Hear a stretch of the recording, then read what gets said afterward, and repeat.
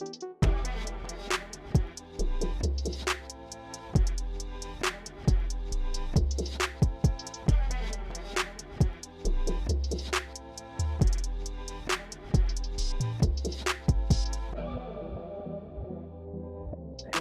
Sanford, Aqib Talib, called to the booth right here on Altitude TV, where we break down the Broncos going into each week. And this week, they get the Los Angeles Chargers. But before we talk about the games, let's talk about the paper.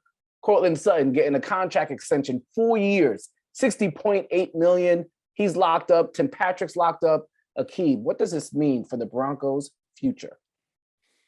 Hey, that mean they want them weapons to be there for whatever quarterback they bring into town, man. So we don't know if it's gonna be Deshaun. We don't know if it's gonna be A-Rod. We don't know if it's gonna be Russ. But they definitely gonna go out and try to get somebody this offseason. And you want that offense to look appealing for whatever quarterback it is. So lock those guys up, man. Make sure them guys ain't going nowhere. Those two good receivers who showed they could play, big body guys. I'm saying you got speed, you got young Judy. That offense look inviting. You know what I'm saying? If I'm Aaron Rodgers, I want to go to a good situation. The Broncos look like they got a good situation. Yes, indeed. Obviously, it's going to be a little bit dicey, you would imagine, for Teddy Bridgewater here in terms of potentially coming back, and even Drew Lock. But looks like a great place for a future quarterback to come in and take over for that team. But I do ask you, Aqib, now that we are like at this point where it pretty much seems that Teddy Bridgewater won't be the starting quarterback next year, just judging how by the money that's being used and who might be out there, would you have done the draft over again? Justin Fields, Mac Jones, I know you like him for New England Patriots. Obviously, Pat Surtain had a solid rookie season, has been looked very good, but you and I both know the most important position on the field is quarterback, and you could have gotten for a discount. Would you have done the draft in a different manner now that you look back at it, now that we're going into week 12? If I was the Broncos, I wouldn't. I don't think I would have, man. Looking back at it, man, I probably would have got the same production from the rookies that I would have got from Teddy. You know what I'm saying? With all the injuries included, everything. And a lot of injuries had a lot to do with this season for the Broncos. But yeah, I feel like now you didn't go all in on quarterback first round. Now you up in the air when it's I don't know if it ever been three quarterbacks like this who might be on the market. You got a Russ, a Deshaun, and an A-Rod all on the market. You don't want to be just drafted a first round quarterback last year when those three guys on the market. You know what I'm saying? So I would have did it different, man. I would have did it just like I did it. And I'd have been trying to get one of these vets who I know could play in the league. I'd have been trying to bring one of these guys in next year. Yeah, opportunity for them to really take the next level if they can get one of those guys and still have a chance to be a playoff team, especially with the way the AFC West is looking, at least with one team, the Las Vegas Raiders. Just a couple of weeks ago, we thought everything that happened to them could have been a rallying call. It does not seem as so now. What is your viewpoint on the Las Vegas Raiders coming off that loss at home to the Cincinnati Bengals? Yeah, they just ain't really feel like they drained, man. They use so much emotional energy in the past couple of weeks that they just look drained out there to me, honestly.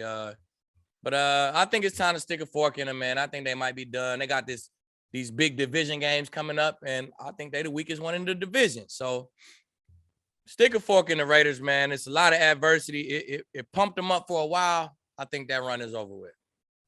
And one team that is making a run is the Kansas City Chiefs. In our first show of the week, which you could find on Apple Podcasts, all on YouTube, you had the Kansas City Chiefs number 2 in the power rankings. And when it comes to a no-fly zone ranking, not the no-fly zone, but in terms of your ranking of secondaries, they were at number 3. Tell our Broncos fans what you think about the Chiefs now at this part of the season. I think the Chiefs is on the move, man. I said it before on our show that the Chiefs had one of the toughest starts to the season out of everybody, right? So I think it built them, man. It built them. It kind of humbled them a little bit, gave them a good idea how teams was going to play them going forward. And I think Patrick Mahomes is adapting to that. He's not throwing it deep as much. Take those mid-range, 8-9 yard passes, check downs, things like that. So, and then their defense, man, their defense is really coming along. They ain't stopping people from getting in the end zone last few weeks. They got Ward and Snead together. That's the key. You got to have Ward and Snead out there together. Then they can play the kind of defense that they want to play, man. So those guys been out there together for the last 4 weeks or whatever. The Chiefs is coming. Chiefs gonna make a lot of noise the next couple months. Broncos have a chance to get into that no-fly zone power rankings, potentially with a good performance against Justin Herbert and the Los Angeles Chargers. When we come back with Call to the Booth, we'll preview that matchup. Los Angeles Chargers traveling to Denver to take on the Broncos. We'll be right back. Back with more Call to the Booth. Harrison Sanford, Aqib Talib. By the end of this show, we will break down our game pick for the Chargers visiting the Denver Broncos. But first, let's go into the scouting report. We all saw what Justin Herbert did on Sunday Night Football against the Pittsburgh Steelers. They had won the game and they lost it and they won it again. Mike Williams, big touchdown catch at the end. Austin Eckler, Keenan Allen. We know the usual suspects for Los Angeles Chargers. How in the world do the Broncos corral them, Aqib? It's gonna be tough, man. We know that's an explosive offense, but just executing, man, not missing tackles, man, being where you're supposed to be, making the plays that come to you. You know it's gonna be a division game. It's gonna be a hard-fought game, but play your game, man. We know what the Broncos gonna do, man. They're gonna play their defense. They're not gonna switch it up and go play man this week and cover 4 this week and cover 2. The Broncos gonna play what they play. Go out there and execute, man. They out physical these boys. Hit them in their mouth, man. Send them home.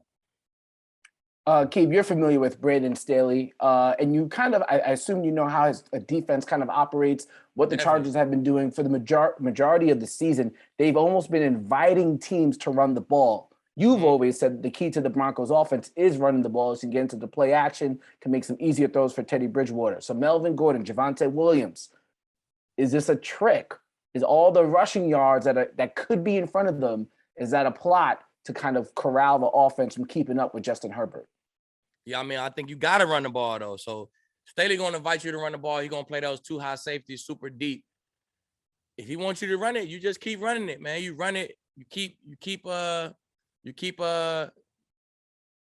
Chargers offense off the field, man. That's the best way to slow down a tough offense. You keep them off the field, man. So he's going to play too high. You got to run it. You got to throw quick screens, short passes. And that's kind of how everybody's playing the Chiefs right now. You invite them to do it. A lot of teams can't stay patient and finish out those drives. But when you play against the Chargers, you got to run the ball, man. That got to be a part of your game. You got to try to win the time of possession game. Run the ball, score in the red zone. You have Chris Harris Jr.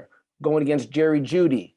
You have Asante Samuel Jr. going against Courtland Sutton. Does this seem like another Tim Patrick day for you from a fantasy football perspective? From a fantasy football perspective, or did I get those matchups right? I think you got the matchups right. Jeudy will be inside, Chris will be inside. Asante Samuel Jr. will be outside, Sutton will be outside.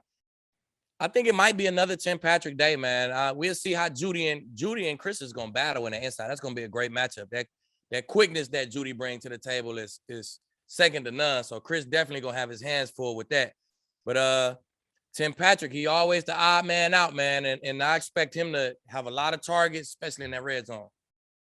All right, before we get out of here, Broncos, 2.5-point underdogs hosting the Chargers, 47 over under. Give me your game pick before we get out of here. I hate to do it, man, but I got to go with my first mind.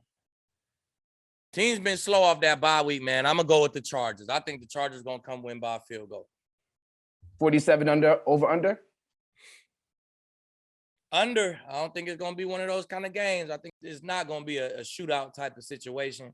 A lot of running. You know, them 2 high safeties, it's going to be a lot of running the football, a lot of that clock moving. I'm going under 47. For all Broncos fans, and I think maybe for you as well, we're all hoping that you're wrong. And that when we come back next week, we can look ahead to hopefully another Broncos win. For Aqib Talib, I'm Harrison Sanford. This Call to the Booth. We'll see you guys next week.